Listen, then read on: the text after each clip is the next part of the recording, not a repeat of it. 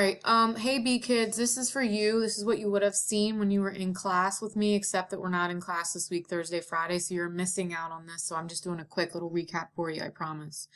So this week's lesson is on scientific method. You've seen it for. You have, the question, the research, hypothesis, experiment, analyze the data, and then you finish with a conclusion. I'm going to focus really quickly here on variables and controls, okay, and how you set up experiment and pick out variables and controls, because that's what kids struggle with the most. So the question for this experiment is, how does green light affect the growth rate measured in mass over time of plants? So the two plants are here. It says experimental, and then it says control. And then it says manipulated variable, the type of light each plant grows under. So the variable is light. It's changing the experimenter, natural sunlight is your control, and the green light is your new variable. They've changed one thing. It says up here that both plants are of the same species, the same size at the start. They're subjected to the same temperature, the same amount of water, the same type of soil. They're kept from pests. Everything is the same for both plants, except one is in natural sunlight, that's your control, your normal, and one is in the green light, that's your variable. If we took the green light plant and we also changed the soil, we would not know what was causing the change to the plants, whether it was the green light or the different type of soil. So that's why you can only have how many variables? One. Now, in class, I would have asked you, what are they going to measure to figure out if this actually works? How do you know if this experiment works? What do you think? If you guessed measure the plant or the health of the plant or the number of leaves, you're good. So this is a different screen here showing you basically the same thing. I'm going to focus always on plants here, okay? So there's two different types of ways to describe the variable. What you change and what you're measuring with the variable. And we're going to call it the independent variable and the dependent variable. It's like two categories of the variable. You still only have one variable. You just have two categories, okay? Now, the independent variable is always what you change. So the researcher changed in the other screen the green light. The dependent variable I always like to see is what you measure. It's what you're actually collecting data-wise.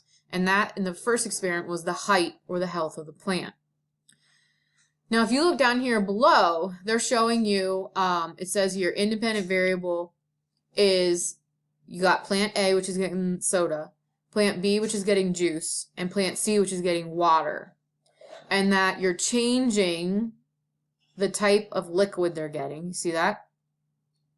The control is always water because that's the normal. The variable is what kind of juice they're getting or cola. Now, you're not combining it, so that's okay.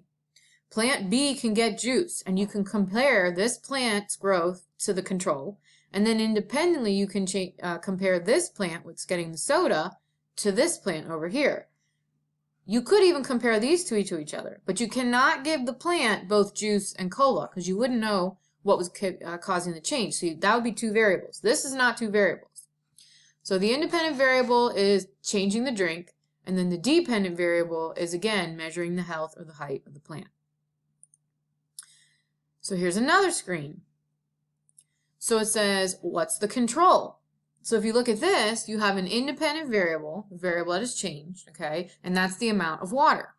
This plant is given medium water, this plant is given a lot of water, and this plant is given very little, which should make sense to you. If you give too much water, the plant will die. If you give a little bit of water, the plant won't grow as much. If you give a lot of water, the plant, or a medium-sized amount of water, excuse me, the plant will grow good. So what's the control?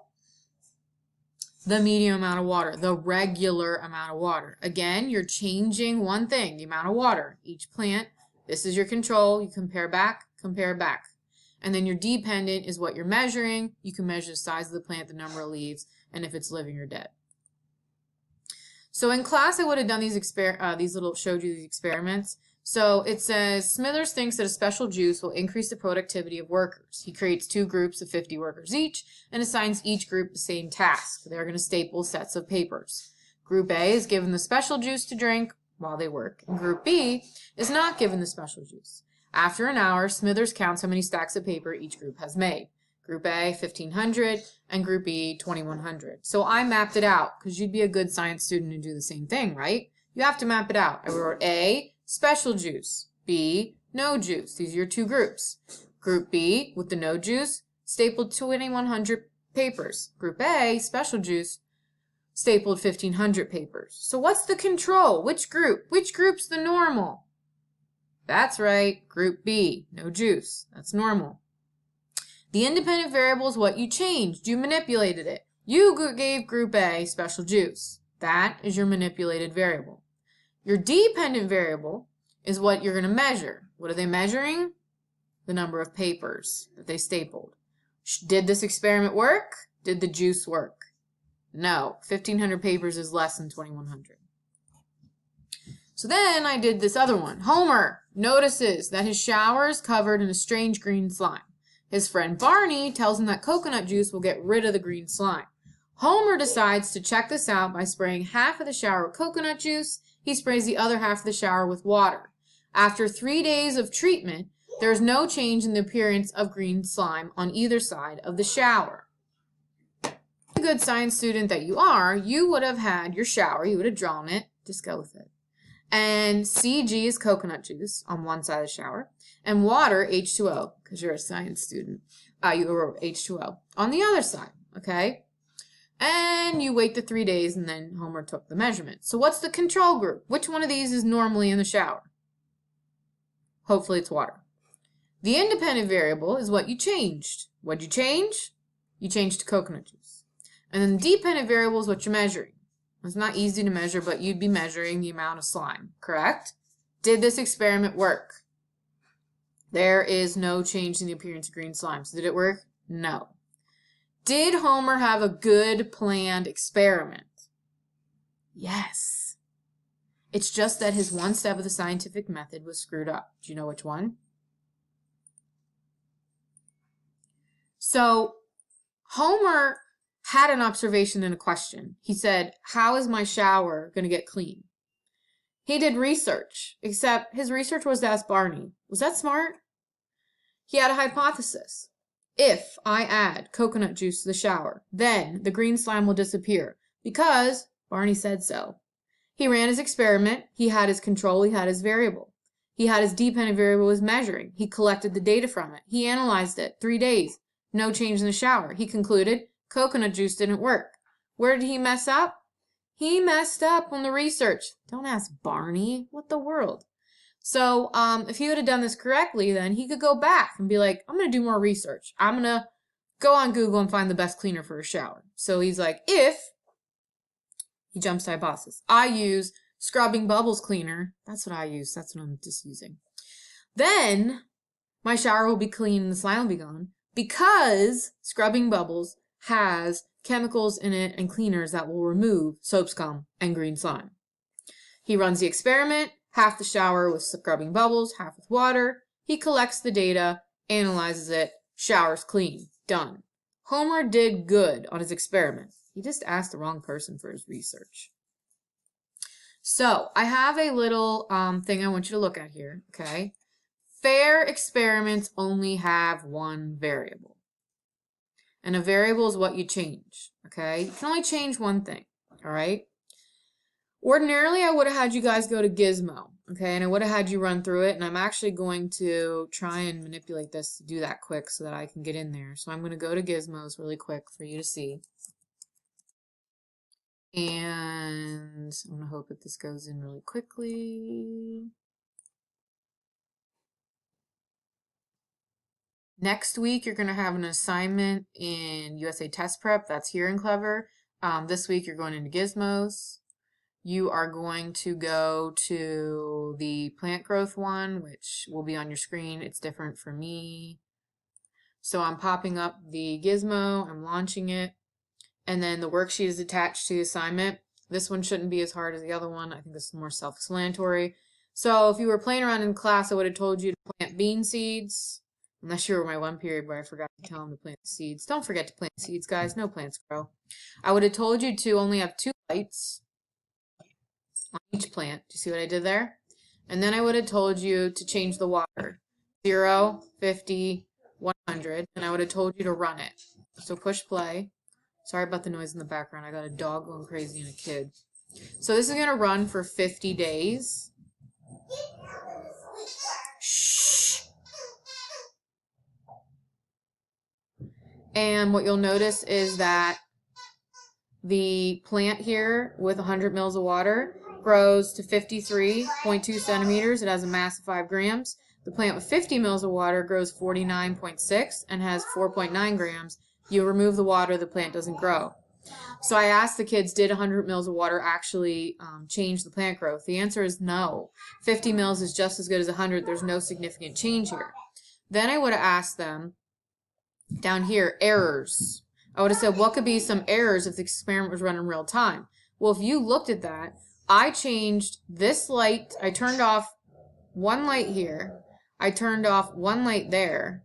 And then I turned off one light here. Do you see that? And they're all different, which introduces an error. So I should have been more specific and said, only turn off the middle light. Do you see how you can click and turn off some lights? You just click on the lights, okay? And it turns off specific lights. It makes a difference, okay? And in order to do that, I would have to see how that, or they're all different. So I could have picked the light that I'm changing, okay? So you're going to run the gizmo, right? That's one more thing. Now, into your log books, your books, okay, your composition books, I want you to put some stuff, okay? Now, you can pause this because I don't want this video to go on forever while you're writing this down. So first thing in the book, you're going to go with second entry, scientific method, okay? It can go on the next page into your composition book. And I want you to write the 6 steps of the scientific method. Step 1, question. 2, research. 3, hypothesis. 4, experiment. 5, collect data and analyze. 6, conclusion. Hit pause. Put those down in your book. The next thing I want you to do is put definitions for variable and control. Variable, what you change. Control, your normal, what's compared back to. Hit pause, fill that out. Next thing I want you to put in your books. Fair experiments only have one variable. Hit pause, put that in your book. And then last, I want you to draw this into your book. This is where you put your dependent variables and then your independent variable. Your independent variable is always going to be on your x-axis here, okay? And it's what you're changing by the researcher. So if we're doing a plant, it's usually going to be like daily amount of water, the amount of sunlight, okay? And then growth is going to go on your y-axis, which is going to be your dependent variable, and that's what you're measuring. Okay, guys? So in your book, you draw a line up, you draw a line over. You go up 6 lines. You're going to put 1, 2, 3, 4, 5, 6. Make sure 0's in the corner. And then you're going to go over and space out 2, 4, 6, 8, 10. You're going to add this in one color, daily amount of water, x-axis, independent variable changed by researcher from your packs of color pencils or markers.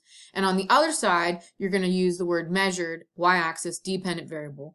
And then you're going to put in how you grow it, okay, or growth. You're going to put in another color. Then you're going to put the points.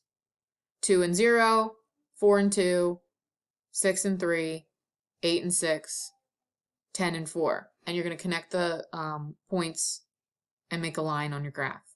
That should take 1 page into your logbook, okay? That's that. Good luck. All assignments are due by midnight on Sunday. If you have any questions, you email me, okay? I don't think there were any pitfalls, so that's good, and work should be easy. Good luck.